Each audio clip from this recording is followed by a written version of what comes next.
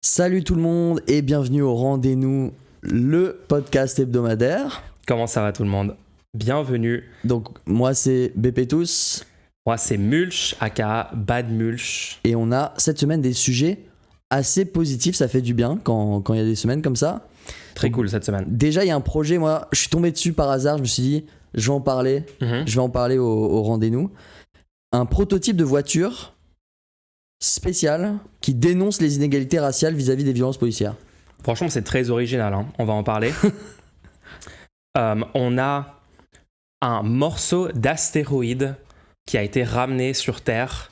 Alors je crois que c'est une première pour ce genre de mission. Vu la taille du truc, ouais. Vu la taille du truc, c'est incroyable les gens. Très impressionnant. Moi ça m'impressionne ce genre de news, des avancées comme ça. On va vous en parler. Et pour finir, la tarification progressive de l'eau, ça c'est une dinguerie. On est trop contents, hein. Franchement, c'est le genre de truc qu'on adore sur ce podcast. On va vous en parler. D'abord, jingle. Allez.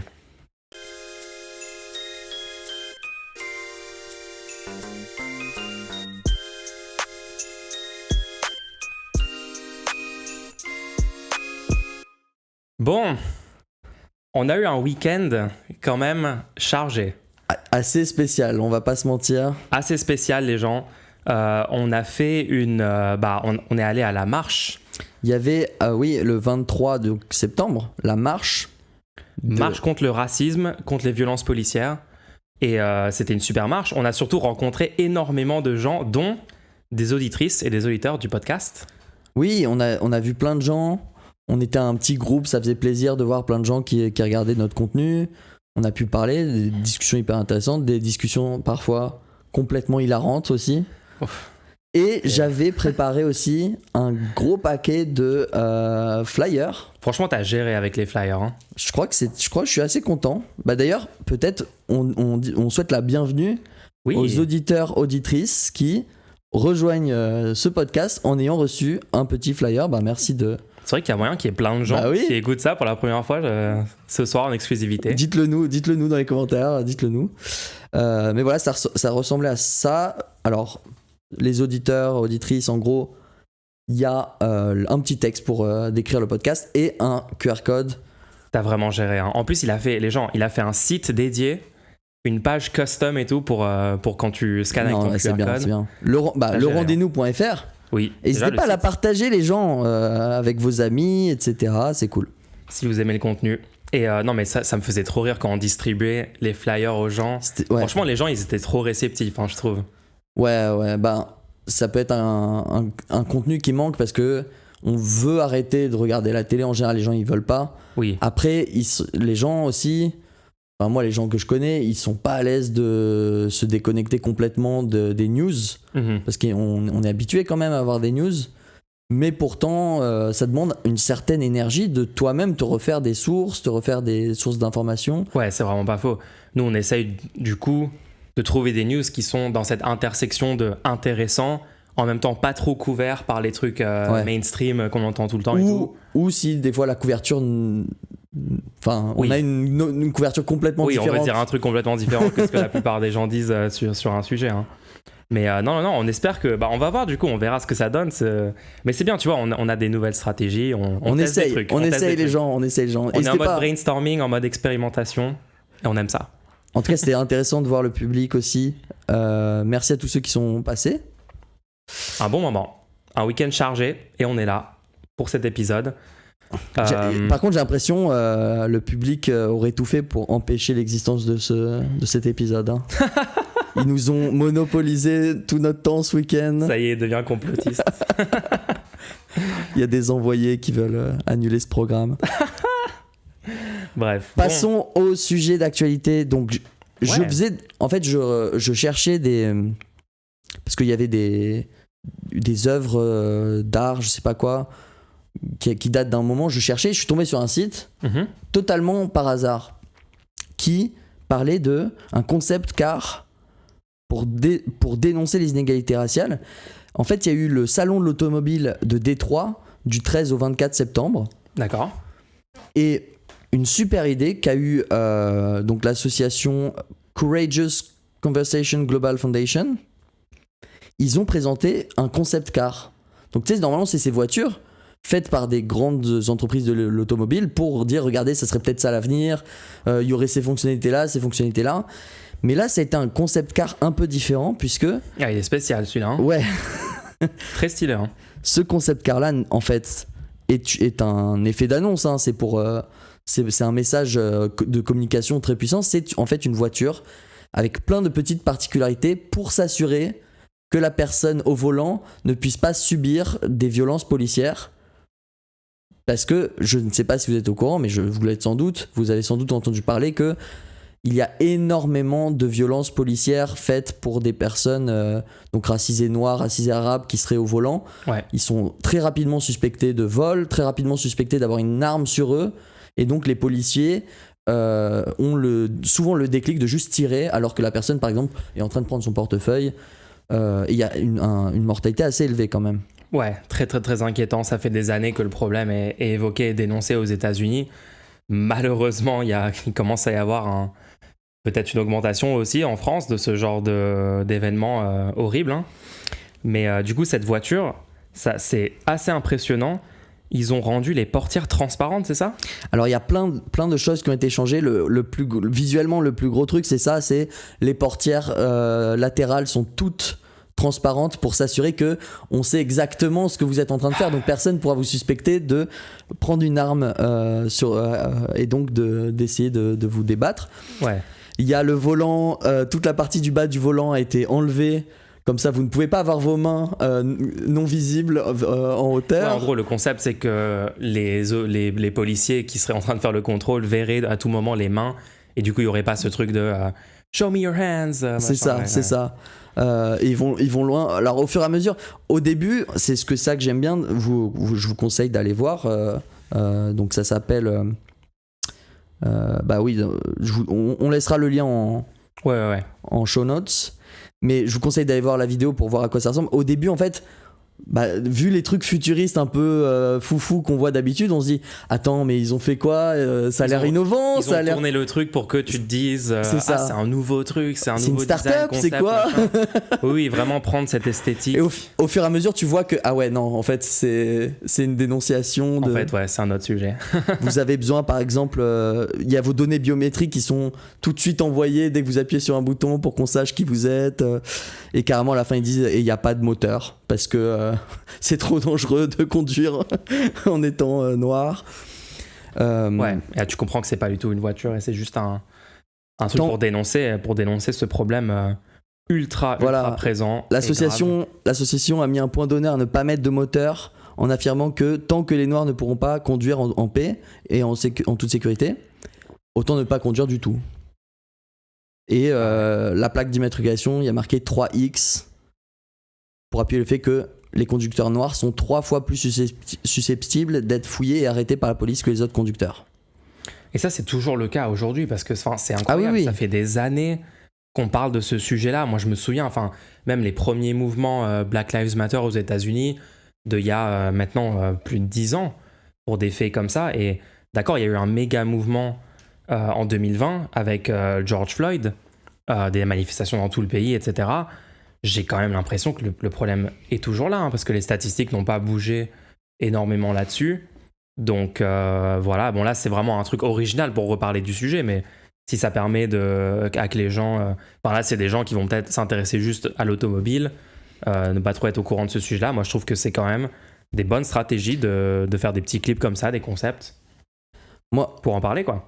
Moi je trouve que c'est une super idée, surtout parce que c'est une approche qui est pas faite d'habitude, d'essayer d'aller directement dans un milieu où on n'en parle pas du tout. C'est juste, c'est un salon de voiture. Ouais, et dans un salon de voiture, juste le fait d'avoir fait un beau rendu, parce que le rendu visuel de la publicité, la fausse publicité, il est vraiment bien. C'est-à-dire, il y a une vraie voiture avec un beau visuel, les portes transparentes et tout. Et donc ça permet d'entrer dans ce salon-là, un lieu où on parlerait pas du tout de ces sujets-là. Et du coup, je pense avec des idées innovantes comme ça permet de bien propager des sujets, quoi, des sujets d'actualité. Ce sujet-là maintenant n'existerait pas, par exemple. Ouais. Non, ça fait on en parle dans les médias et tout. C'est bien, c'est une bonne chose. Et tu sais parce qu'aux États-Unis, ils ont beaucoup plus de statistiques qu'en France sur des faits comme ça. notamment sur les statistiques par rapport aux races sociales et aux discriminations. En France, il y en a, hein, mais un peu moins qu'aux États-Unis.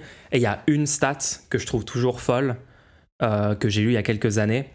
Parce qu'il y a pas mal de gens parfois qui vont dire non, il n'y a pas de profilage racial, si c'est un traitement pareil et tout.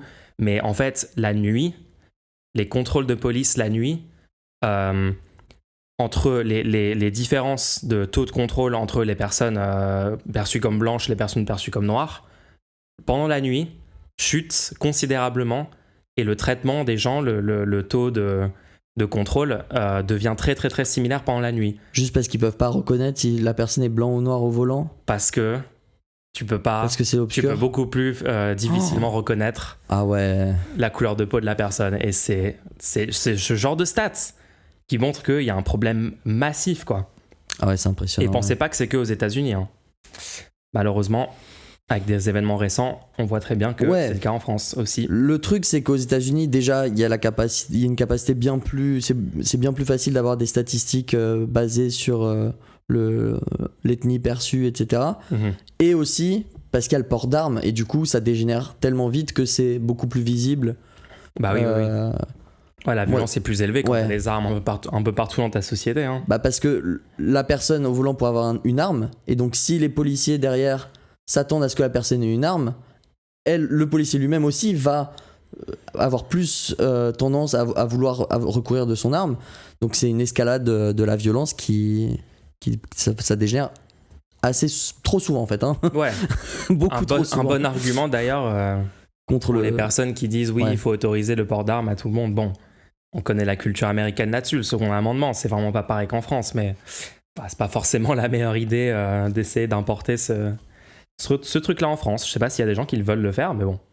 Bon, n'hésitez pas du coup à aller checker le prototype intitulé Driving While Black. C'était le nom du prototype de voiture. Je vous conseille pas de l'acheter, moi je pense pas que c'est un bon modèle. Mais ça permet peut-être de faire avancer l'industrie, donc c'était intéressant. Ouais. Ensuite, c'est quoi cette histoire avec l'astéroïde là ? Incroyable les gens.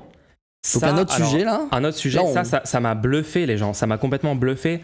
On a parlé vite fait sur le stream, on a un intervenant qui a parlé de minage spatial cette semaine, mais on parle du coup de la mission Osiris Apex ou Osiris Rex, dont l'objectif était d'aller chercher un morceau d'astéroïde, de l'astéroïde 10-1955 Bennu, et de la rapporter sur Terre pour faire des analyses et pour tester en fait est-ce qu'on est capable d'aller chercher littéralement un bout d'astéroïde et le ramener sur Terre.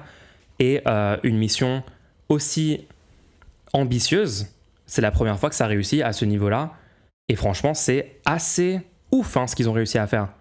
Donc la sonde était lancée, le véhicule spatial, c'est une mission sample return, donc ça veut dire le but c'est de poser un véhicule spatial sur l'astéroïde, d'obtenir un sample de 60 grammes, un échantillon de 60 grammes, et de le ramener sur Terre du coup pour une analyse détaillée, pour évidemment pour de la recherche scientifique, comprendre peut-être l'évolution, la formation du système solaire et plein d'autres informations essentielles. C'est quelque chose qui avait donc des échantillons comme ça avait déjà eu lieu, sauf que là c'est un échantillon massif, hein. C'est le plus gros qu'on a jamais ramené. Faut bien comprendre de ce qu'il s'agit, parce que les détails techniques, bon, c'est intéressant et tout, mais juste les humains ont récupéré un bout d'astéroïde. Non, c'est quand même. On est juste allé récupérer un bout d'astéroïde là. Pour moi, ça y est, genre on a atteint un nouveau stade de compétences. Rien que de se poser dessus, enfin, je comprends même pas comment c'est possible d'avoir fait une telle prouesse technique. Hein. Et du coup, la news, c'est que la mission vient d'atterrir. Le plus gros échantillon d'astéroïdes jamais collecté a atterri aux États-Unis, du coup, dans le désert de l'Utah cette semaine. Incroyable. Rappelle que l'astéroïde en question est à plus de 100 000 km de la Terre. Ouais. Et la fusée qui a balancé cette mission, en 2016, elle a été lancée. Hein.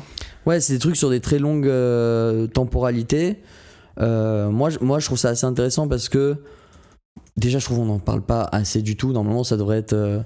Attends, ça donne trop d'espoir, genre que l'humanité fasse une des thèses avancées technologiques. En tant qu'humanité, on devrait se dire on en est où de ce qu'on a envoyé de notre planète, tu vois.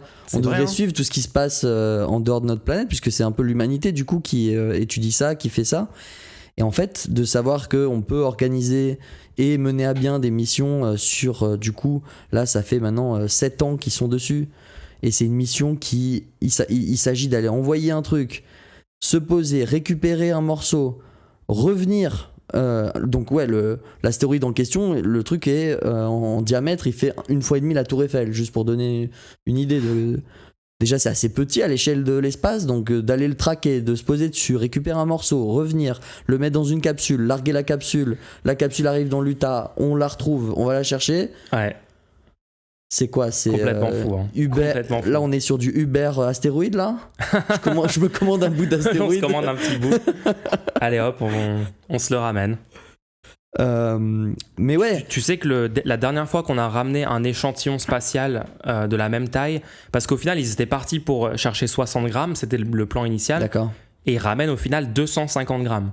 D'accord, ok. Donc ils ont surpassé, apparemment c'est 250 grammes, plus ou moins 100 grammes, donc on n'est pas sûr encore. Mais c'est historique, ça fait depuis 1972 qu'on n'avait pas ramené un échantillon de cette masse-là. Mais bien sûr, c'est pas la même chose de se poser sur la Lune et de se poser sur un petit astéroïde comme ça, beaucoup plus dur cette fois-ci. Hein. Voilà, donc le retour de cet échantillon est vraiment historique. Moi, je me rappelle déjà, il y a quelques années, non, c'était l'année dernière, ouais. Et on n'en avait presque pas parlé aussi, il y avait carrément on avait percuté volontairement un astéroïde pour étudier si on était capable de dévier la trajectoire d'un astéroïde. Oui, je me souviens de ça. C'était l'année dernière déjà. Le nom de la mission, mais oui. Donc on avait décidé, ça y est, bon, imaginons que on n'était pas en danger, hein, vous inquiétez pas, il n'y a pas d'astéroïde qui vient sur nous. Mais on s'était dit, si jamais il venait sur nous, est-ce que, bon, dans la théorie, oui, on pourrait les dévier, les astéroïdes. Mais vous voulez vraiment réfléchir dans la théorie le jour où ça nous tombe dessus? Est-ce qu'on se contente de la théorie, quoi? Ouais. Donc ils se sont dit, essayons-le, envoyons un énorme projectile pour voir si de très très loin, parce qu'en fait on peut pas vraiment dévier énormément un astéroïde, on n'a pas beaucoup de moyens. Mais si on s'y prend assez tôt, en faisant une toute petite pichenette à très très longue distance avant que ça nous touche, en fait oui, on a repéré, on a techniquement testé en envoyant une sorte de petit missile sur un astéroïde. Et ça a dévié et la trajectoire, de sorte que si jamais un jour on avait à le faire pour nous protéger, on pourrait le faire. Et des avancées comme ça, c'est des avancées pour l'humanité. C'est pas juste des avancées comme on voit des fois des entreprises faire des records d'action, je sais pas quoi. Là, c'est techniquement, on a une nouvelle capacité. C'est comme si vous appreniez le piano, quoi. Mais ça, c'est à l'échelle de la société dans laquelle on vit. Voilà, en tant qu'espèce. En tant qu'espèce, c'est ça. On a franchi un nouveau stade, stade spatial. Enfin, on est en train d'avancer là-dessus, hein, on est en train d'avancer. Et maintenant, on ramène des bouts d'astéroïdes. Voilà. Mais j'ai l'impression qu'il y a un regain d'intérêt. Qu'est-ce que t'en penses? Parce que c'est vrai qu'avec la course spatiale dans la deuxième moitié du XXe siècle entre l'URSS et les États-Unis, il y a eu vraiment des trucs complètement historiques. Enfin, premier homme sur la Lune, des choses comme ça, qui juste des avancées majeures de l'humanité en tant qu'espèce. Et j'ai l'impression que récemment, il y a un peu un regain là-dessus. Hein. J'ai l'impression que les avancées, elles sont un peu plus pragmatiques, qu'on essaie d'avoir des milestones un peu... d'obtenir des objectifs, d'arriver à des objectifs un peu fixés, tu vois. On a vu le discours de JFK qui avait dit on sera sur la Lune avant la fin de la décennie. Ouais. Bah, c'était pour un effet de style, quoi. Et on sait pas pourquoi on allait sur la Lune à ce moment-là. Pour poser le drapeau américain. Voilà, pour poser le drapeau américain. Là, il y a plusieurs enjeux. Ouais. J'ai quand même l'impression que c'est un peu plus pragmatique, c'est-à-dire qu'on met en orbite sur un télescope il y a quelques années. Ça aussi, c'était un gros truc. On a mis en orbite un télescope hyper précis. Ouais. Sur qui n'a plus besoin d'énergie maintenant vu qu'il est pile poil au point gravitationnel entre la Lune ou je sais pas quoi. Point d'équilibre. Comme je disais, on a dévié. Maintenant, on va chercher des infos sur ce que contient un astéroïde. Ça m'a l'air plus pragmatique, ça m'a l'air des avancées plus basées sur ce qu'on a envie de faire techniquement pour comprendre ce qui nous entoure, etc. Ouais. Donc moi, je préfère cette vision-là Après, il y a aussi des gens qui proposent l'exploration spatiale. d'aller terraformer Mars et de faire des colonies sur Mars. Ça, t'en penses quoi? Ah là là. Non, mais l'idée est séduisante. C'est-à-dire, tu dis, ah, ça serait marrant et tout. Le problème, c'est, une fois que tu regardes calmement les chiffres, on pourra pas terraformer la planète Mars entièrement. En tout cas, dans les à l'échelle 100 prochaines années, à l'échelle je sais pas si on aura de notre génération, c'est mort déjà de base. Ouais, c'est juste pas réaliste du tout. Je ne sais pas à quoi ça servirait, parce qu'on n'est pas du tout au stade où... Enfin, les gens, c'est bon, on va pas abandonner cette planète. Ouais, est-ce qu'on veut pas en fait, genre, le truc, sécuriser une planète Terre vivable pour les gens avant de... Attends, vraie position, vraie réponse du coup sur le terraformage de Mars. Vas-y. Ça peut être marrant.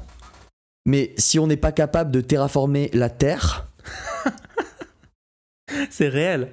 Venez, on terraforme la Terre. Venez, on terraforme la Terre pour qu'on puisse vivre sur Terre. En fait. Et après, on terraformera Mars. Voilà, c'était ma réponse là-dessus. Basé. Bonne réponse. Ok. Alors, est-ce qu'on change de sujet? Attends. Déjà, j'ai besoin de vous expliquer quelque chose par rapport à ce podcast. Explique-leur. Explique-leur. Explique-leur, vas-y. Dis-leur. Vas-y, dis-leur.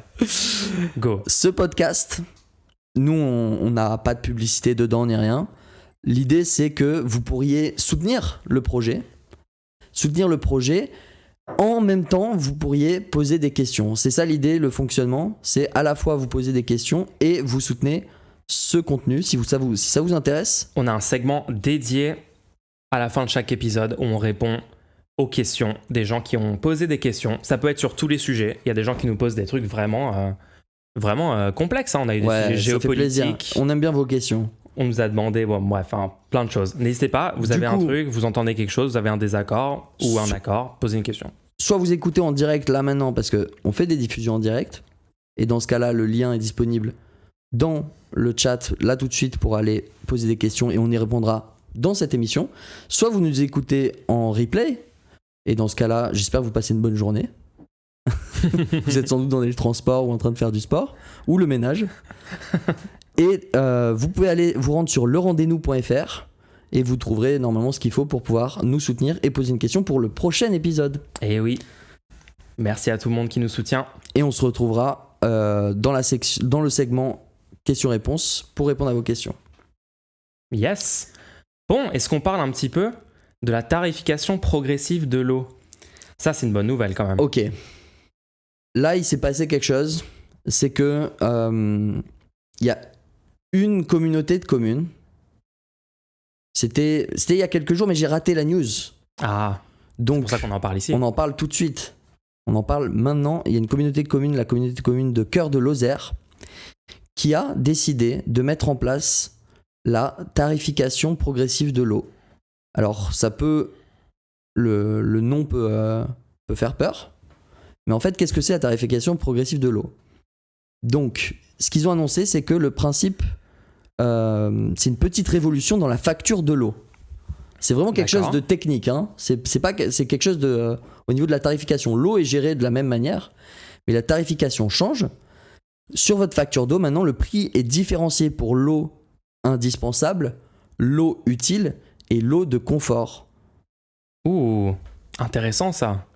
C'est-à-dire que on part du principe que chaque eau n'ayant pas le même usage, il ne devrait pas avoir le même prix. Puisque vu que c'est un bien commun, il y a certaines personnes qui en ont un usage pour survivre et qui, elles, ne devraient pas forcément avoir à payer, puisque si elles n'avaient pas d'eau, elles ne pourraient pas survivre. Bah oui, c'est un besoin vital, fondamental. Exactement. Assez d'accord que ça ne doit pas être le même tarif que pour remplir ta piscine, quoi. Voilà, tandis que d'autres personnes ont des usages récréatifs, par exemple un gazon pour faire joli devant chez toi. Ouais. Pourquoi pas, tu peux l'avoir, mais dans ce cas-là, on a beaucoup parlé des golfs. Voilà, tu décides de dépenser cette ressource. Donc ça ne devrait pas être au détriment de quelqu'un qui en a besoin pour survivre. Donc ça, ils ont dit ils ont décidé de le mettre en place dans la commune de Cœur de Lozère. Et c'est cool parce qu'ils suivent l'exemple d'autres communes. Et j'espère que ça va faire un effet domino. Et pour moi, c'est évident qu'à terme, ça fera effet domino puisque chaque commune va se rendre compte qu'ils ne peuvent pas laisser une tarification normale. Enfin, normale. La Classique. même pour tout le monde. L'ancienne tarification. L'ancien système. Puisque en faisant ça, ils risquent d'aller très vite vers un épuisement de l'eau et vers le moment où les gens ne pourront plus boire pour survivre. Et ça, ce serait un problème. Donc, quelles sont les communes, parce que moi, c'est ça qui m'intéresse, quelles communes ont mis ça en place et ont motivé donc cette nouvelle commune Cœur de Lozère à mettre ça en place. Et dedans, il y a, par exemple, Montpellier qui est passé en début d'année. Et donc, je suis allé voir, j'ai fait mes petites enquêtes. Ah ah. Non, en vrai, j'ai juste cherché premier résultat. Non, dis-nous tout. Donc pour Montpellier, en fait, je suis allé voir, du coup, c'est quoi les prix, parce que ça n'a pas été encore mis en place complètement, comme c'est une annonce, quoi. Ouais. Mais pour Montpellier, ça a été mis en place. Et du coup, on peut aller voir un peu les prix qui sont en fonctionnement. Parce que moi, je veux du concret. C'est quoi les prix ? Pour les 15 premiers mètres cubes consommés, les consommateurs ne payent rien. D'accord, donc il y a vraiment un palier complètement gratuit. Voilà, les 15 premiers mètres cubes. Ça, c'est super. Rien du tout. Pourquoi les 15 premiers mètres cubes ? Parce qu'on a besoin pour boire, se laver, se nourrir. Voilà, donc c'est super. Ce qui a été considéré comme le besoin vital de base, quoi. Ouais, faudrait regarder. Peut-être il y a besoin d'un peu plus. Je sais pas, mais déjà, de savoir qu'il y a 15 mètres cubes assurés, ça fait du bien. C'est cool. Ensuite, c'est 95 centimes par mètre cube entre 15 et 120 mètres cubes. D'accord, donc ça c'est le palier. Le palier juste au-dessus. Ok. Puis 1,40€ entre 120 et 240 mètres cubes. Et au-dessus de 240 mètres cubes, 2,70€. Le mètre cube. D'accord. Je trouve la progression est. Peut-être c'est un peu trop violent pour la première tranche payante. On passe directement à 1€, tu vois. Enfin, ouais, 95 centimes. Ouais. Par contre, c'est cool que les dernières tranches là, on passe d'un 40 à 2,70 parce que c'est vrai qu'au bout d'un moment, qu'est-ce que tu fais avec l'eau ? Oui, au bout de 240 mètres cubes, qu'est-ce que tu es en train de faire ? Oui, t'as peut-être un méga jardin avec des arbres, des champs, je sais pas ce que t'as. Non, mais tu sais combien tu payes par litre d'eau, toi ? Moi, je sais pas, je connais pas trop ma facture. J'essaie d'avoir un point de référence pour ces prix-là. Alors, en fonction du nombre de personnes par foyer, il y a aussi une aide sociale qui accompagne tout ça avec 10 à 82€ qui peut être accordée au ménage. Donc c'est bien en plus de... Moi je suis d'accord que des fois il faut des petits ajustements parce que faire des lois comme ça un peu générales, il peut y avoir des cas particuliers où ça flanche. Ouais, c'est sûr. Mais juste l'idée que on reconnaît qu'il n'y a pas le même usage, je pense que techniquement ça fait du bien qu'on en parle. Franchement c'est super, hein. Et moi je pense que ce genre de modèle où on définit des tranches avec des besoins, genre tranches essentielles pour garantir un niveau de confort qu'on considère standard pour la société moderne en France... puis des trucs qui augmentent, on peut l'utiliser dans plein d'autres cas. Hein. Toi, tu mettrais quel usage là-dedans ? Quel besoin ? Franchement, l'électricité. Ouais. L'électricité, je pense qu'il y a un niveau juste standard pour, je sais pas, cuire chez toi. Avec une première tranche gratuite pour l'électricité aussi ? Ça, je sais pas. Qu'est-ce que t'en penses, toi ? Le débat là-dessus Peut-être... potentiellement quand même, hein. Pour le chauffage, électricité au moins. Un minimum. En tout cas, en hiver, si tu as chauffage électrique en hiver, je sais pas, hein, moi je pense que quand même, il faut juste ne pas mourir de froid en hiver, c'est quand même, c'est nécessaire, c'est quand même vital. C'est nécessaire, quoi, hein. Ouais. Donc moi je dirais oui. Internet. Moi je suis désolé, un certain débit, hein, moi je dis pas voilà, le débit fibre maximal, un certain nombre de gigas. Non, moi je pense qu'un certain débit, juste pour accéder genre, tu sais, au site textuel de base, Wikipédia. Ouais. Les sites d'information. Oui, parce que de toute façon, les sites du gouvernement, pour pouvoir faire tes papiers, etc., maintenant on en a besoin. Donc moi j'entends l'excuse, oui, mais tu peux aller à ta mairie ou en médiathèque pour utiliser un ordinateur là-bas. Je suis désolé, mais à un moment, les gens doivent pouvoir être égaux face à ça. Ouais, rien que par exemple, il y a des personnes qui sont en mobilité réduite. Qu'une personne doive aller à sa mairie à chaque fois qu'elle a besoin de gérer des papiers, c'est pas possible. Donc si tu mets tout en ligne, au moins que mettre en place le fait que les gens puissent accéder à ce que tu es en train de mettre en ligne. Bah oui, puis ça coûte tellement peu cher aujourd'hui. Toutes les infrastructures sont là, enfin Internet. Assurer du 3 mégabits par seconde aux gens, c'est vraiment pas... Ouais. Mais ouais, du coup, ce modèle-là, il pourrait vraiment, t'as raison, il pourrait vraiment être adapté à plein d'usages. Donc, c'est plutôt intéressant. Oui, je vois des gens qui me demandent si c'est par année ou par mois. Je ne sais pas, l'article n'est pas précis là-dessus, malheureusement. Posez-nous cette question pour la semaine prochaine. Faites un nom sur Ko-fi, on ira faire les recherches, on trouvera tous les détails. Mais je suis aussi allé voir parce que je m'étais dit, attends, mais ça devrait pas être un droit normalement ? L'eau, c'est pas un droit ? L'accès à l'eau, le fait d'avoir de l'eau ? Parce que là, on se réjouit, oui, la première tranche est gratuite et tout. Mais attends, les gens, on doit s'assurer dans le pays qu'ils puissent boire quand même. Il y avait des fontaines en libre accès avant. Qu'est-ce qui s'est passé ? Il y a de moins en moins. Hein. Moi, je trouve qu'on voit moins en moins. Ouais, elles sont abandonnées, beaucoup. Elles sont abandonnées, on sait même plus si elles sont potables pour certaines. Moi j'en avais plein dans l'ancien quartier où j'habitais. Ouais. Il y en avait 2-3. Et juste une année, je repasse. Je faisais mon petit jogging le matin et je passais là pour justement m'hydrater un peu. Et juste du jour au lendemain, plus d'eau. Je sais pas pourquoi. Complètement inexpliqué. On sait pas pourquoi ils ont coupé ça. Mais je pense, tout le monde a une expérience comme ça ou juste.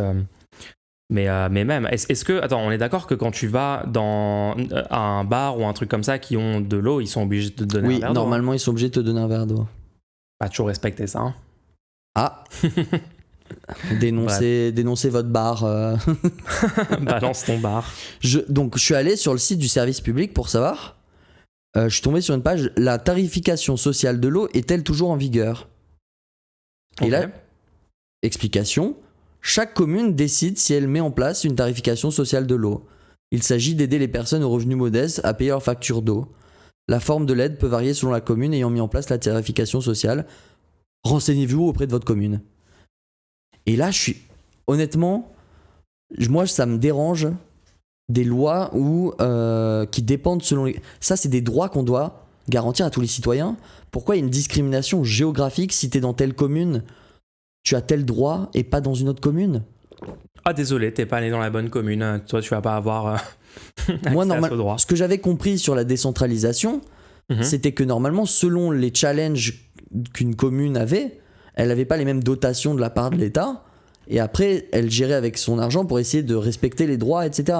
Mais là, je trouve qu'il y a quand même une dérive où, je suis dans cette commune, je n'ai pas d'accès à l'eau, pardon ? Parce que là, ce qu'on voit à Mayotte, dans les dom-toms, etc. C'est une catastrophe. Ils ont pas d'eau ils ont de l'eau qu'un jour sur 3. D'abord, ils ont passé 1 jour sur 2, maintenant c'est un jour sur 3 seulement où ils ont de l'eau. C'est des citoyens français. Ça, c'est tellement scandaleux. Donc du coup, là, ils entendent... des réserves. Le seul jour où il y a de l'eau, ils remplissent des bidons, c'est une catastrophe. Ils entendent, les citoyens de la commune de Montpellier ont 15 mètres cubes d'eau gratuite. Et après, on s'étonne qu'il y a un sentiment d'inégalité, de manque de service et tout. Non, c'est juste factuel. Pour moi, l'accès à l'eau doit être garanti pour tous les citoyens. Et derrière, le financement qui permet de faire ça, il est assuré à une échelle nationale.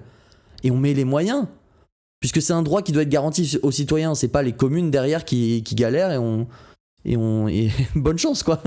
Ça marche pas comme ça. De toute façon, ça va être de plus en plus un sujet. Ce sujet de la gestion de l'eau, de la rareté, des usages potentiellement superflus. On a vu avec Sainte-Soline et tout ce combat-là sur les méga-bassines récemment. C'est de plus en plus central. Je pense qu'on en parle de plus en plus.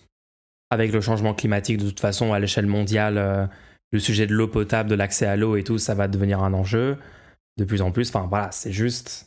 Venez, on essaye de gérer ça de façon sensée, de façon collective, avec un service public... mais moi, je pense que ce modèle-là, les tranches, c'est vraiment ça qu'il faut faire sur le long terme. Les tranches, c'est bien, ouais.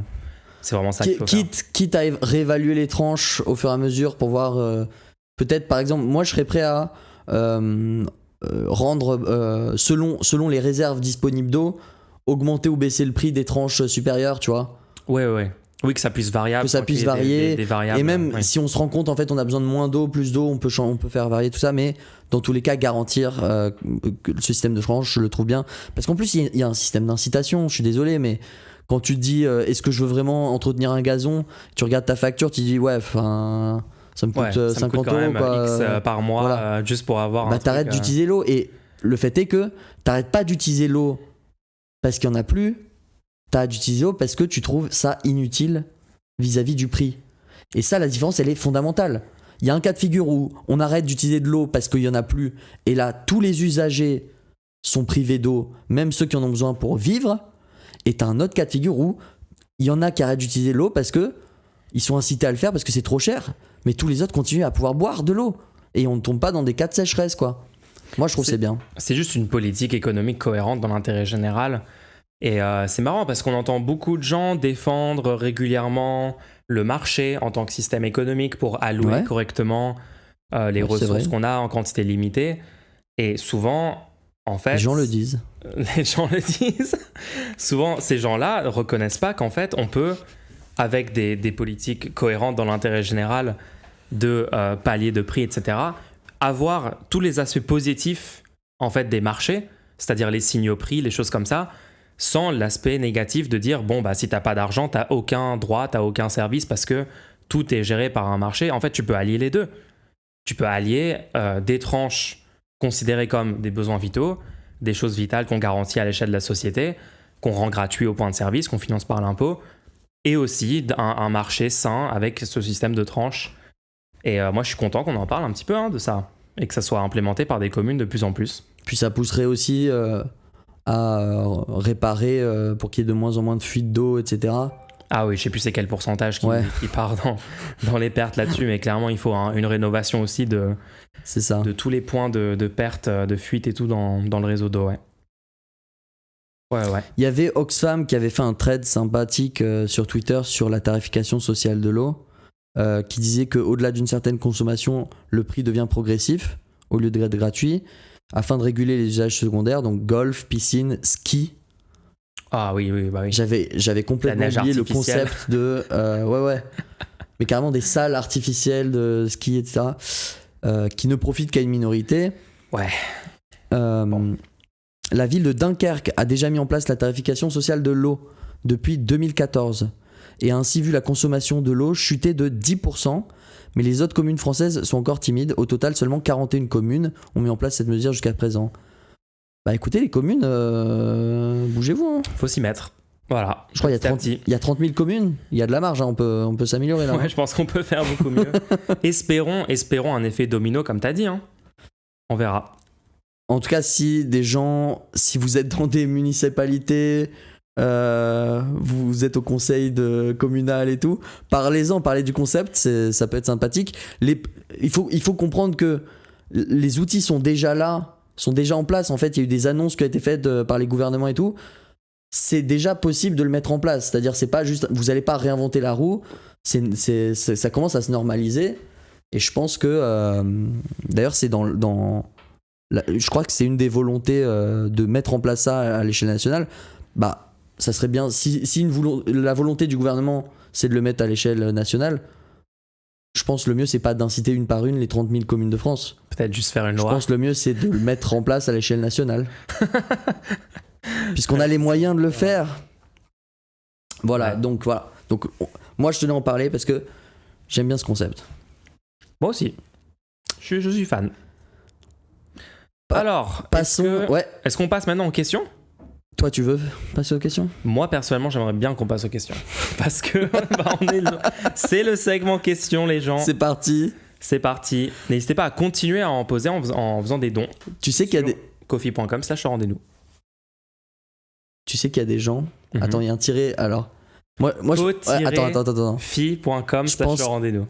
Je sais que c'est direct, du coup, les gens, ils ont directement le lien pour faire le don et tout. Mais je pense que c'est mieux de dire lerendez-vous.fr, lerendez-nous.fr ou lerendez-vous.fr si tu veux. Je ne sais pas où est-ce qu'ils vont tomber s'ils font ça. N'allez pas sur ce site, c'est peut-être un virus. C'est un virus, ces gens. Faites pas confiance. Sur lerendez-nous.fr, il y a un petit bouton en bas à gauche où tu peux directement faire le don avec la question. My bad. Tu sais que des gens m'ont dit qu'il fallait faire un petit truc sonore. Question-réponse et tout. Ah, un petit design, ouais, pour que ça soit satisfaisant. Ouais. Je suis d'accord avec eux. Non, c'est pas vrai. Mais il faut que ce soit vraiment ridicule, genre mémorable, tu vois. Comme ça, les gens veulent le réentendre. Oui. Faut que ça soit un mème. C'est ça. Voilà, vous avez eu les gens qui m'ont demandé, ça y est, c'était celui-là. Vous avez eu votre pastille sonore. 2 questions pour le moment. Merci beaucoup aux gens qui ont... Vous pouvez continuer à poser des questions. Donc, première question, est-ce que tu es prêt ? Je suis prêt. Allons-y. Ne devrions-nous pas nous concentrer à trouver quelques milliardaires ou multimillionnaires français cette question-là. Ou françaises capables de comprendre l'intérêt de mettre la gauche au pouvoir et de les convaincre d'utiliser 99% de leur fortune pour nous aider. Franchement, oui. Franchement, si vous voulez le tenter, moi je dis allez-y. Enfin, tenter de convaincre des gens. Bon, bien sûr, là, c'est exagéré, multimillionnaire, milliardaire, etc. Quoique multimillionnaire, c'est déjà plus réaliste. Je vais m'opposer à toi sur ce point-là. Non, mais moi, ce que je dis, c'est tout simplement, si les gens veulent essayer de convaincre les gens qui ont beaucoup de ressources et tout... Il faut essayer. Après, bon, je pense que s'il y a des groupes de gens qui essaient de passer la majorité de leur temps et beaucoup de ressources là-dessus, sur des personnes qui, visiblement, n'ont pas du tout ces objectifs-là... Oui, non, arrêtez, il faut pas non plus pousser le truc. Qu'est-ce que t'en penses ? En fait, le problème, c'est... souvent, je vois des gens dire, oui, il y a un sentiment anti-riche, il y a du racisme. Carrément, je crois que c'était sur Pascal Pro qui avait dit qu'il y avait du racisme anti-riche. Du racisme anti-riche. Ça, c'est un bon concept, ça. Le truc, c'est... Moi, juste, il y a une différence. La richesse n'est pas un caractère de ta personne, n'est pas un caractère essentiel. C'est un caractère construit. La richesse, c'est quelque chose qui est déterminé par ton comportement. Alors, il y a plusieurs cas de figure. Hein. Il y a la richesse, par exemple, tu peux être nouveau riche avec purement par chance, soit par un investissement au hasard qui t'a fait rapporter beaucoup d'argent, soit par exemple, tu as gagné à l'euro-million, je ne sais pas. Et dans ce cas-là, ça, c'est des riches qui, nouveaux riches, et du coup, ils n'ont pas forcément de particularité. C'est-à-dire c'est juste des personnes comme les autres qui deviennent riches. Ils n'ont pas eu un comportement forcément prédateur. Il n'y a pas eu un comportement qui pour devenir riche. Mais quand tu regardes les autres catégories de personnes qui sont riches, là on parle de attention, hein, on parle de vrais riches, on parle pas des gens qui se disent riches et qu'en fait c'est juste la classe moyenne supérieure qui se sont fait brainwasher à croire qu'ils étaient riches pour défendre les riches alors qu'ils seraient bien mieux à défendre l'intérêt des prolétaires puisque ce sont eux-mêmes des prolétaires finalement. Et qui sont bien plus proches d'être SDF que d'être milliardaires. Rappelez-vous, tous les gens qui touchent 5 000 € par mois, vous êtes encore 100 fois plus proche, même 1000 fois plus proche d'être SDF que d'être milliardaire. Donc juste un détail. Pour devenir milliardaire, il a fallu un certain comportement, une certaine... un certain être ok, on va dire, être ok avec le concept d'exploitation. Tu ne vas pas devenir milliardaire en touchant des SMIC toute ta vie. Tu vas pas devenir milliardaire même en touchant 5 000 € toute ta vie, tu ne deviens pas milliardaire. Pour devenir milliardaire, il faut soit hériter. Dans ce cas-là, il y a des cas de figure où la personne qui commente là, vous pourriez trouver des gens, dans des gens qui héritent, qui sont pas forcément d'accord. Et on voit souvent des annonces qui sont faites de gens qui héritent, qui disent... qui font des pledges justement pour soutenir des causes, etc. Je pense que la majorité des milliardaires français sont techniquement héritiers d'une bonne partie de la fortune. Hein. Mais les personnes qui héritent ou qui sont riches actuellement et qui continuent à exploiter, c'est-à-dire à posséder des moyens de production, à posséder des parcs immobiliers et qui continuent à gagner la richesse qui provient directement de la sueur d'ouvriers et de travailleurs et donc pas de leur travail finalement, ça c'est un cas de figure où la personne est complètement indisposée à entendre des arguments sur le fond pour mettre en place des réformes progressistes. Oui. En tout cas, économiquement. En tout cas, c'est super improbable qu'il change d'avis sur des choses comme ça, ouais. Mais ce que je veux dire par là, c'est pas juste qu'on étudie la sociologie, c'est qu'on peut comprendre techniquement pourquoi est-ce qu'ils sont comme ça. Ils sont comme ça parce que pour devenir riches, ils ont dû avoir une mentalité qui leur permettait d'être OK avec le fait d'exploiter des gens. En fait, c'est un filtre. Ça veut dire toutes les personnes qui n'ont pas eu cette mentalité de maximiser ce facteur-là pour juste accroître son patrimoine le plus possible au cours de sa vie. Toutes les personnes qui n'ont pas eu cette mentalité n'ont pas fait ça et donc ne sont pas dans cette position sociale, économique. Et ouais, t'as raison. C'est ça qui explique qu'en fait, il y a une immense majorité des ultra-riches qui sont complètement défavorables à des causes progressistes ou dans l'intérêt général. Après, ils connaissent leurs intérêts de classe, quoi. Ne vous méprenez pas. Il y a énormément de gens qui juste sont très aisés et eux font juste partie d'un système qui les pousse à investir leur argent, puisqu'on leur dit c'est comme ça que tu touches le plus d'argent, c'est en mettant ton argent dans ce truc-là. Bien sûr. Et ces gens-là ne sont pas forcément conscients de l'impact qu'ils sont en train d'avoir, etc., puisque c'est systémique tout ça. Et donc, le nombre de gens qui investissent en bourse, qui se disent « Oh, je vais acheter des actions de telle tout le monde le fait dans ma boîte, on m'en a parlé. J'ai des stocks options dans mon entreprise, pourquoi ne pas l'utiliser ?» Ils comprennent pas ce qu'il y a derrière. Ouais. Donc dans ce cas de figure-là, oui, les personnes aisées... Moi, là, dans la question, on parle de milliardaires, multimillionnaires. Dans ce cas-là, c'est très particulier, comme je vous ai expliqué, parce que là, il a vraiment fallu prolonger une exploitation sur des très longues durées. Donc par contre, oui, n'ayons pas peur d'aller parler à des gens qui seraient plutôt aisés, même des bourgeois, même des personnes qui auraient des salaires à 7 000, 8 000, 9 000, 10 000 euros par mois. Ces personnes-là ne sont pas forcément idéologiquement opposées. Moi, je suis désolé, mais au bout d'un moment, ces gens-là ont des enfants. Est-ce qu'ils veulent que leurs enfants grandissent dans une planète à plus 4 degrés avec des migrations de masse, des catastrophes en boucle parce qu'on n'a pas mis en place des politiques nécessaires? Enfin, je sais pas, au bout d'un moment, je pense que c'est possible. Je pense qu'il y a un tas de ces gens-là dans le top 10% des plus riches, le top 5%. Je pense qu'il y a quand même un tas de personnes qui pourraient être convaincues. Après, bon, ça peut nécessiter pas mal de travail, mais... Puis il y a énormément de cas particuliers, hein. Ouais, tu vas avoir des joueurs de foot, des choses comme ça qui se disent moi je sais d'où je viens, des rappeurs, tu vois ce que je veux dire. Ouais, bien sûr. Qui sont toujours connectés avec la société qui les entoure et juste qui ont un minimum d'empathie et de compréhension de l'intérêt général. Hein. Donc moi je dis, en tout cas si vous êtes dans un cadre interpersonnel, vous êtes avec les gens, à une soirée, au resto, je ne sais quoi, vous fréquentez des gens. Ils vous ont invité en vacances à l'autre bout du monde. Moi, je pense le bon truc, c'est n'ayez pas de préjugés. Genre, c'est pas parce que la personne est super aisée, a de l'argent, a des moyens, a tel train de vie, que c'est complètement impossible qu'elle utilise son argent pour soutenir des choses totalement dans l'intérêt général. Techniquement aussi dans son intérêt. Hein, je pense pas que c'est dans l'intérêt des top 1% que l'humanité soit détruite avec le changement climatique. Je suis pas sûr. Pas vraiment. Donc voilà, faut pas partir du principe que ça ne marche pas, tentez-le si vous avez l'occasion. Après, je suis d'accord avec toi, Bienfait, sur tes constats, hein, sociologiquement. Voilà. Bonne question en tout cas. Moi j'aime bien ce genre de questions un peu inattendues sur est-ce qu'il faut tenter ça et tout. C'est original. Je pense que est-ce que dédier du temps pour ça, parce que c'était ça la question à la base, est-ce qu'il faut consacrer vraiment du temps? Je pense qu'il faut juste que les propos qui seront pas, en fait, il faut juste pas exclure volontairement ces gens-là. Il faut pas gatekeeper exactement le mouvement progressiste et en disant ah non si t'es bourgeois, non, mais en fait on va pas.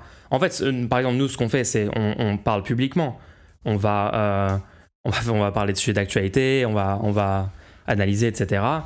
Et tout le monde peut l'écouter, donc on fait aucun gatekeeping, voilà.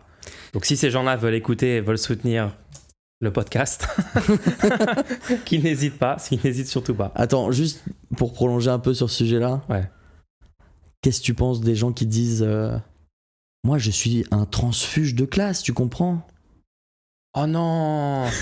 Oh, cette mentalité de dire ça y est, maintenant je suis riche, donc je dois avoir des opinions qui défendent les intérêts du top 1% quand ils sont à l'encontre. Non mais c'est carrément 99. Ça me dépasse vu que maintenant moi j'ai changé de classe, tu comprends, il m'arrive des choses, J'ai l'impression que c'est très français comme truc ça. Hein. Le terme transfuge de classe pour moi il a un petit problème parce qu'il remet en question le concept de classe. Mm-hmm. Parce qu'il l'utilise pour parler de culture. Alors que nous, quand on parle de classe économique. Il y a très peu des gens quand on parle de transfuge de classe, quasiment personne pense aux gens qui étaient avant des gens qui travaillaient, qui sont maintenant des gens qui sont propriétaires de moyens de production. On parle souvent juste de gens qui ont changé de classe culturelle. Oui, c'est ça. Qui se sont boboisés, tu vois, c'est ce genre de... Oui, c'est ça. Ils sont peut-être nés dans une famille assez défavorisée, pauvre. Peut-être genre le 20% du bas en termes de revenus. Classe moyenne, et eux se croient pauvres, tu vois. Voilà. Il y a aussi le truc où leur jeunesse était horrible. Tu sais, tout un récit est créé derrière l'idée que je ne suis parti de rien. Tu sais, parce qu'on baigne dans la méritocratie, donc faut aussi derrière le truc de transfuge de classe, il y a le truc de mais tu sais pas d'où je viens, moi. Oui, il y avait rien dans mes placards. J'ai dû tout construire de zéro. Et au final, mais t'es quoi actuellement? Ouais, je gagne 3000 euros par mois. Donc maintenant je suis riche, tu vois. Tu vois, la personne. Oui. Je suis employé, j'ai un. Ouais. Bon, bref. Juste, rappelez-vous, les gens, qu'il y a 1% de gens qui sont vraiment dans une classe différente, c'est-à-dire qui sont vraiment des gens qui ont un énorme parc de logement qui possèdent ça, ou qui possèdent des actions, des dizaines, centaines d'actions d'entreprises qui touchent plein de dividendes. Mais c'est vraiment une partie très spécifique de la population. Et moi, vraiment, il y a entre 95 et 99%, ça dépend où tu mets la barre, mais voilà, il y a l'immense majorité des personnes qui sont des travailleurs, qui n'ont pas cette propriété qui leur permet d'avoir un revenu sans travailler. Donc, souvenez-vous que vous êtes sans doute dans cette catégorie-là, même si vous avez un salaire élevé. Et du coup, vous avez les intérêts de cette catégorie-là. J'avais d'ailleurs fait une petite étude, parce que là, la question parlait de la gauche. J'avais fait une petite étude par rapport aux programmes de gauche. Et quand tu regardes les programmes de gauche qui sont plus de rupture, qui ont une chance de passer au pouvoir, tu vois, pas les programmes d'extrême gauche, là. Oui. Je parle vraiment, si on regarde les programmes de rupture, comme celui, par exemple, de l'Avenir en commun, quand on regarde un petit peu et on se demande, mais en fait, ça touchera qui ces réformes rouges, tu vois, communistes, etc. Ouais. En fait, quand tu regardes un peu au niveau purement économique, qui serait vraiment impacté là-dessus, il faut regarder, en fait, il y a 90% de la population, au niveau des revenus, qui paierait moins d'impôts. Et attention, spoiler alert, vous n'êtes sans doute pas dans les 10% les plus riches de la population. Ouais. Donc c'est assez impressionnant quand même l'image. Les impôts. Ouais, en fait, c'est fou. Je pense que le fait que beaucoup de gens aient l'image que eux-mêmes deviendront un jour ou sont actuellement riches et sont maintenant des transfuges de classe, etc. C'est une image qui est quand même favorable à tous les 1% dont tu parlais qui sont très très très très riches. Oui. Et parce que comme ça, il y a plein de petits gars qui se battent pour leurs intérêts. Alors que franchement, votre intérêt, c'est pas que les impôts baissent pour les plus riches, puisque vous n'êtes pas dans cette catégorie. Ouais. Et vous n'y serez sans doute pas. Mais c'est pas le but en fait. Le but, c'est d'être heureux et d'avoir une belle vie. Et heureux avoir une belle vie, vous pouvez l'être en étant dans les 20% les plus riches de la 7e puissance mondiale. C'est possible, je vous tiens au courant. Ouais. D'ailleurs, il y a une étude là-dessus. Hein. La fameuse étude qui dit, à partir d'un certain niveau de revenu, 1 euro supplémentaire n'augmente pas ton bonheur. J'avais vu ça. Ça, c'est assez ouf quand même. Hein. C'était quoi cette étude déjà ? Je crois que c'était aux États-Unis. Ils avaient dit, à partir de 70 000 par an environ, entre genre, voilà, les personnes qui ont le plus bas revenu, je sais pas, 5 000, 10 000 euros par an, vraiment très très bas, et 70 000, c'est vrai qu'il y a une corrélation entre ton bonheur perçu, est-ce que tu es satisfait de ta vie ? Ouais, l'argent sert, est-ce que tu te sens bien ? Ouais, voilà, l'argent concrètement améliore votre bonheur apparemment. Tu peux t'acheter une chaise ergonomique pour améliorer ton... Voilà, des trucs au quotidien. Faites des dons les gens, il a les pires chaises. Hein. Waouh, ok, ça part des chaises. Bientôt les gens, on va upgrade les chaises ici. Et après ce montant-là, il se passe quoi ? Ouais, après je crois que c'est environ 70 000 $ par an. Voilà, tu passes à 80, 90, 100, 200. Et en fait, non, il n'y a pas de différence notoire dans ton bonheur ressenti. Est-ce que tu es heureux, etc. En fait, ça te permet peut-être des consommations plus extravagantes, d'accord ? Des trucs de riches, je sais pas, des belles voitures, des choses comme ça. Concrètement, psychologiquement, tu ne ressens pas une satisfaction et un bonheur supérieur dans ta vie au-delà de ce montant. C'est marrant. C'est factuel, les gens. C'est marrant ce que tu es en train de dire parce que ça retombe totalement dans le sujet de l'eau de tout à l'heure. C'est-à-dire qu'en fait, cet argent-là, au bout de ce montant-là qui rend pas plus heureux, en fait, cet argent-là serait plus utile pour des gens qui sont pas arrivés à ce moment-là. Exactement. Donc, bah oui. Ça serait intéressant d'avoir une tranche à partir de ce moment-là qui est du coup étudiée socialement. On peut déterminer socialement à partir de quand les gens se sentent plus heureux avec plus d'argent. Et cette tranche-là, en fait, on pourrait la taxer énormément. Bah, le but, ce serait que tout le monde arrive, maximiser le bonheur de la société. Le plus de monde possible à ce montant-là, quoi. Ça serait ça le but. Moi, ça me paraît plutôt cohérent. Hein. C'est sûr. Alors, je crois que j'ai retrouvé l'étude. Hein. C'était bien ça, c'était 70, je sais pas, c'est de mémoire, hein, là, le 70K, mais... Je vais regarder. 75 000 $ par an. T'étais pas loin. J'étais pas loin. T'étais pas loin. Bon, est-ce qu'on répond à une deuxième question ? Ouais, très bonne question. Très bonne question. Ouais, du coup, c'était hyper intéressant. Alors, on a une deuxième question du public. Les relances keynésiennes semblent être des politiques n'allant pas à l'encontre de la classe capitaliste. Pourquoi les capitalistes n'adhèrent pas à ce modèle ? Quelle stratégie devrions-nous utiliser pour les convaincre, eux et leurs larbins, des bienfaits d'une telle politique ? Leurs larbins ? Oui, attention, vos questions sont un petit peu dirigées, j'ai l'impression. Un petit peu biaisées, mais c'est pas grave. Donc, alors les relances keynésiennes. Oui, alors une relance keynésienne, pour les personnes qui savent pas ce que c'est l'idée qu'on va relancer l'économie par la demande populaire. Donc par exemple, ça peut être des politiques comme augmenter le salaire minimum, taxer les plus hauts revenus, les plus hauts patrimoines pour faire de la redistribution. En fait, toutes les mesures qui permettent à la masse de la population active de pouvoir juste consommer dans des business, faire tourner l'économie.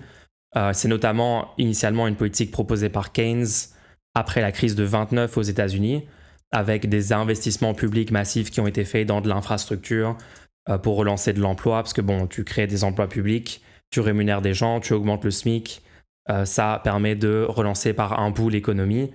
Et voilà, c'est ce qu'on appelle une relance keynésienne. Et globalement, c'est quand même assez solidement démontré que ça fonctionne bien. Il y a peu de cas où les gouvernements qui ont tenté des relances keynésiennes, ça n'a pas vraiment marché. C'est plutôt une politique fonctionnelle, quoi, économiquement assez prouvée. Donc, tu me dis, ces relances-là semblent être des politiques qui ne vont pas à l'encontre de la classe capitaliste. Pourquoi ils n'y adhèrent pas ? Alors, je ne sais pas si je suis d'accord que ça ne va pas à l'encontre, parce que techniquement, tu fais des investissements publics, tu augmentes le SMIC, etc. Est-ce que ça redonne pas quand même du pouvoir, de la liberté, un souffle aux personnes qui travaillent, c'est-à-dire aux personnes qui sont employées techniquement par la classe capitaliste, donc dans un rapport de force entre les classes. Si tu veux faire une relance keynésienne, tu dois t'assurer que l'argent disponible pour dépenser est toujours supplémentaire à ce qui est proposé dans l'offre. D'accord. Pour que les gens aillent acheter et que ça relance la production, parce que plus de production permettra à des nouveaux acteurs d'émerger, etc. Le problème, c'est que si on commence à donner de l'argent directement aux consommateurs, comme tu l'as expliqué, pour techniquement relancer l'économie, ce qui va se passer, c'est que les entreprises, il va y avoir de l'inflation, puisque les entreprises vont augmenter leurs prix. Mmh. Et cette inflation-là, si ta politique keynésienne est bien faite, les salaires des employés seront indexés sur l'inflation. Il y aura un suivi des salaires sur l'inflation.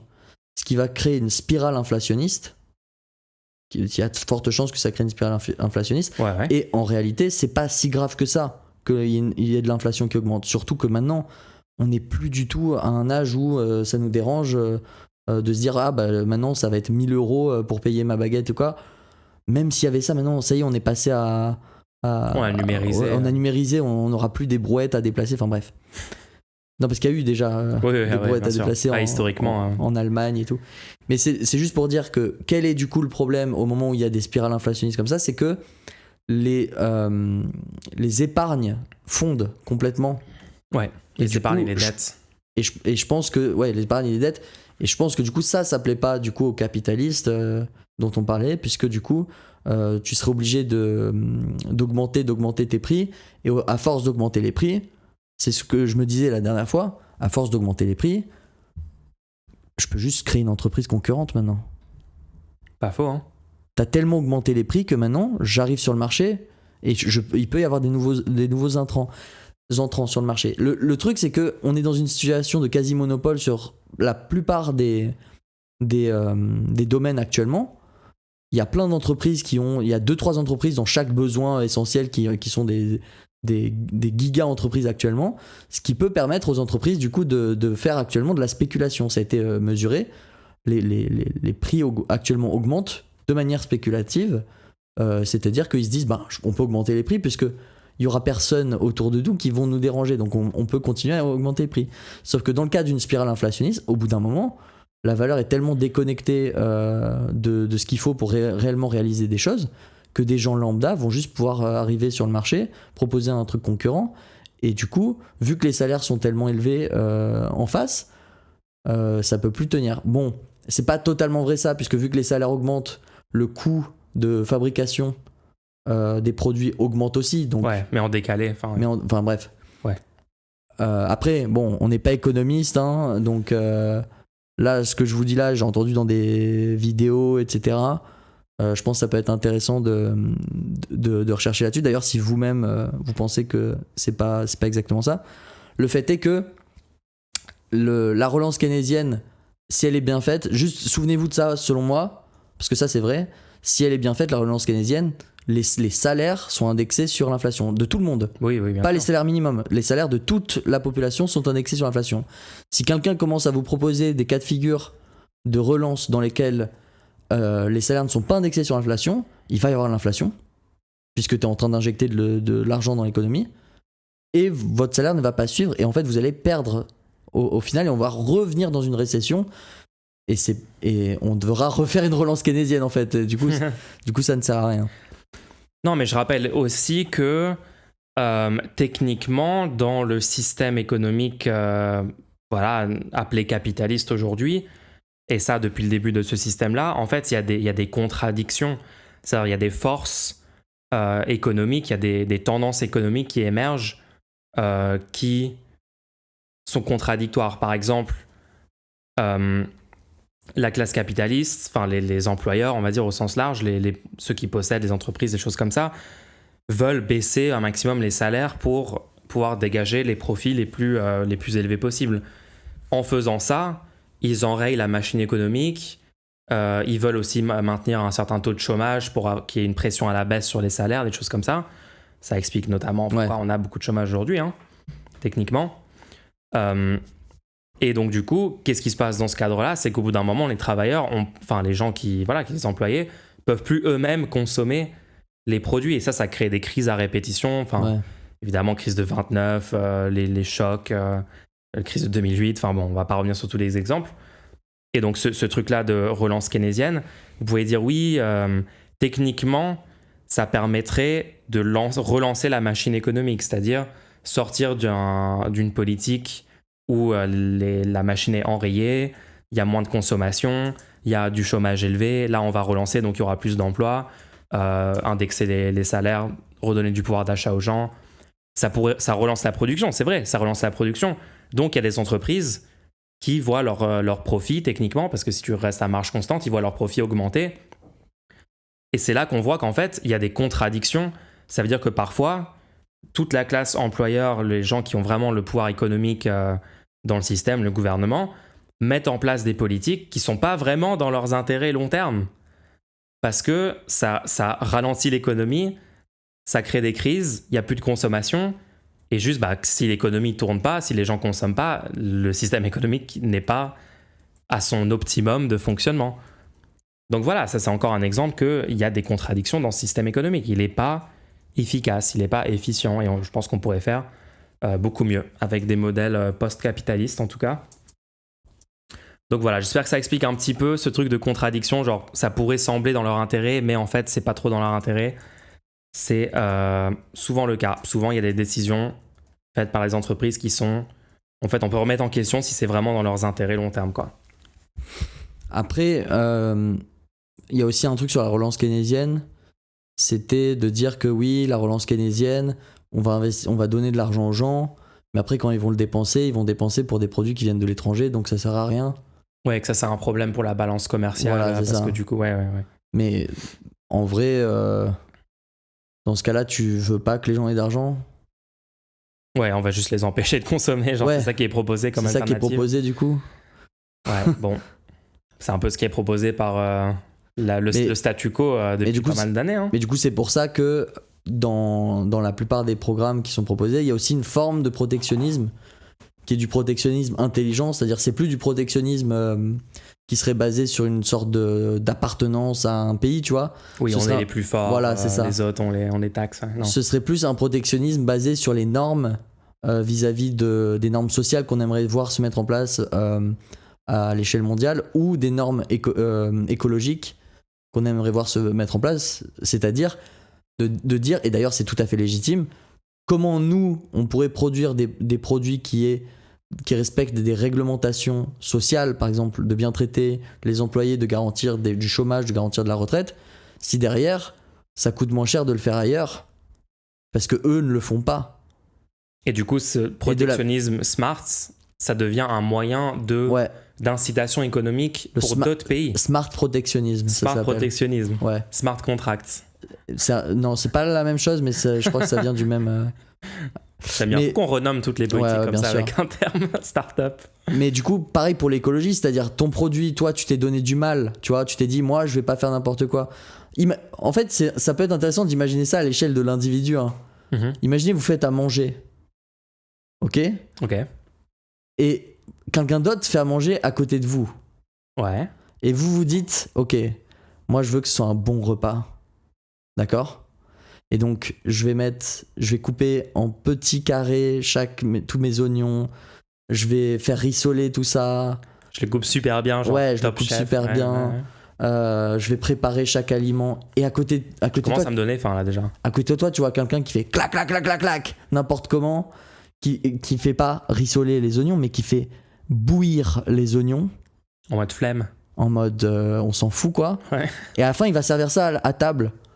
Et le client, il avait commandé, il avait dit je veux tel plat. Bah oui, regardez monsieur, vous avez exactement les ingrédients que vous avez demandé.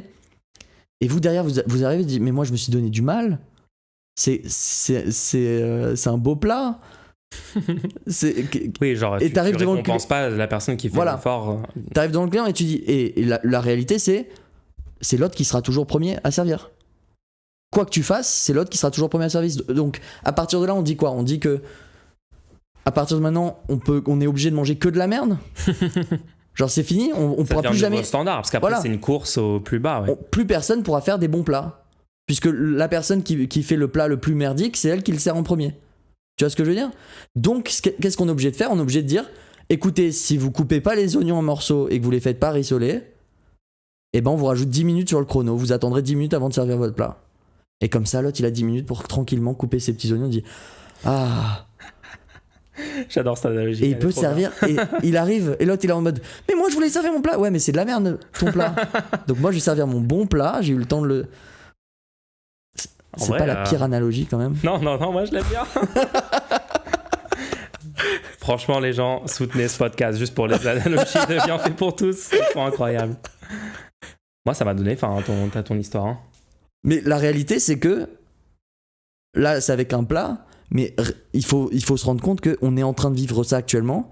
La plupart des produits que vous êtes en train de consommer sont nuls. Du fait du fonctionnement même de notre économie. Bah, c'est la course au plus ou au moins 10 ans sociale. Mais c'est tellement frustrant.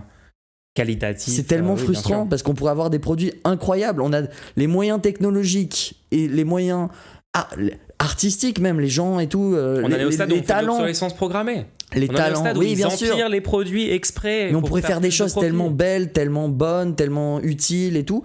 Et le problème, c'est que si vous essayez de faire ça, vous ne pouvez pas vendre votre produit, vous ne pouvez pas le proposer. Moi, j'avais vu, par exemple, les fabricants textiles. C'était plein. Plein de fabricants de textiles en France, c'était plein. Et avaient dit, il n'y a pas assez de régulation dans le textile. Et après, ils ont dit, attendez. Mais qu'est-ce que vous venez vous plaindre qu'il n'y a pas assez de régulation ? Vous êtes content, non, qu'il n'y ait pas de régulation ? Comme ça, vous faites ce que vous voulez. Ils se disent non, parce que nous, on a envie de faire des trucs cool. Et vu qu'il n'y a pas de régulation, on voit les autres faire n'importe quoi. Et le client, il sait même pas que c'est n'importe quoi. Il s'y connaît pas forcément en textile. On n'est pas des experts en textile. Nous, on achète le premier t-shirt qui vient, le moins cher. C'est normal. Nous, notre rôle, c'est pas d'étudier pendant 30 ans la qualité du textile. Oui, au bout de 3 jours, le logo qui avait imprimé dessus, il est foutu. Mais nous, on le savait pas en l'achetant le t-shirt. C'est ça. Le fait est que, vu qu'il n'y a pas de régulation, eux, s'ils veulent faire des bons t-shirts, il est 2 fois plus cher, 3 fois plus cher. Et que derrière, ils sont mis en concurrence. Et le t-shirt. Et donc eux-mêmes demandent. S'il vous plaît, mettez des régulations. Comme ça, on peut au moins. Comme ça, je peux couper mes oignons. Comme ça, je peux couper mes oignons. Non, c'est réel, hein. Bien dit. Alors, est-ce qu'on a d'autres questions ? Est-ce qu'il y avait une autre question ? Je sais pas. Les gens, n'hésitez pas. Ok. Juste que je vous tienne au courant, ça va très très vite. Pour aller sur le site ko-fi.com/le rendez-nous, ça va très vite d'aller sur ce site-là, de mettre une petite question, et en fait, ou de juste soutenir le podcast. Mais nous, on préfère quand même des petites questions. En vrai, si vous voulez soutenir le podcast, moi, si j'étais vous, je ferais le don pour soutenir le podcast, ça fait plaisir. Mais profitez-en pour poser des questions un peu chelou, quoi. C'est genre, ça. Quelle est votre couleur de casquette préférée Franchement, on a eu peu de questions comme ça. Moi, je suis surpris. Je pensais que les gens allaient vraiment. Il y aurait du troll. Péter des câbles sur les questions. C'est vrai, hein. Trop bien. Non, mais de plus en plus. Et du coup, les questions sont hyper intéressantes, mais n'hésitez pas aussi à faire des dons pour soutenir le podcast. Nous, on aimerait vraiment que ce podcast devienne viable parce qu'on aime bien le faire. On aime trop ça. On pense que c'est vraiment du contenu qui manque aujourd'hui. D'ailleurs, on en parlait quand on était en train de distribuer les tracts hier. C'était trop sympa de commencer des petites discussions comme ça avec les gens et tout. Et ils disaient mais c'est quoi et tout. Et en fait, on en parlait et les gens nous disaient mais oui, c'est vrai, les sujets positifs, ils sont tout le temps, ils passent à la trappe ou alors ils sont à peine effleurés. Il y avait beaucoup de critiques des médias mainstream et de leur couverture de l'actualité. Les gens cherchent vraiment des façons alternatives de s'informer et d'avoir accès aux informations utiles, intéressantes, même aux trucs un peu plus positifs que ce qu'on entend d'habitude. Parce que il y a un gros biais à la négativité. Ça, c'est... Moi, je sais plus après quel rendez-nous je suis sorti de l'émission et je me disais bon, il n'y a pas non plus encore une audience folle, mais juste le fait d'avoir créé du contenu où j'ai pu parler de ce sujet-là, ça m'a fait du bien parce que ce sujet-là, on n'en parle jamais, nulle part. Et venez, on se crée nos espaces alternatifs, les gens, où on peut parler de tous ces sujets. Totalement. Et on est déjà en train de le faire. Et merci à toutes les personnes qui soutiennent le podcast. C'est tout pour aujourd'hui. Écoutez, on se donne rendez-vous la semaine prochaine. Rendez-nous la semaine prochaine, tout le monde.